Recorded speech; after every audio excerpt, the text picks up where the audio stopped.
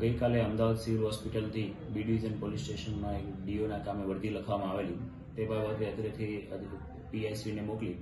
આ બાબતે જે ભોગ બનનાર છે હર્ષિલભાઈ લખમણભાઈ જાદવ તેમના ભાઈ શ્રી બ્રિજેશભાઈ જાદવની છે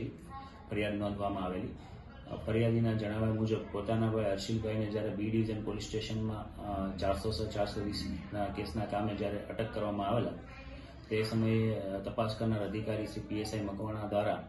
તેમને મારવામાં આવેલો અને આ બાબતેની રજૂઆત છે જે તે સમયે તેમના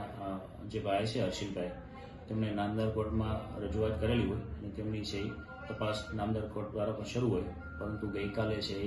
એમની તબિયત વધારે ખરાબ થતાં તેમને છે અમદાવાદ સિવિલ હોસ્પિટલમાં આઈસીયુ વોર્ડમાં દાખલ કરવામાં આવેલા. આ બાબતેની છે ફરિયાદી હકીકત જણાવતા બી ડિવિઝન પોલીસ સ્ટેશનમાં આઈપીસીની કલમ 307 અને 331 મુજબ છે ગુનો દાખલ કરી આગળની તપાસ સીપીઆઈ શ્રી જૂનાગઢ નાઓ તરફ કરવામાં આવેલ છે.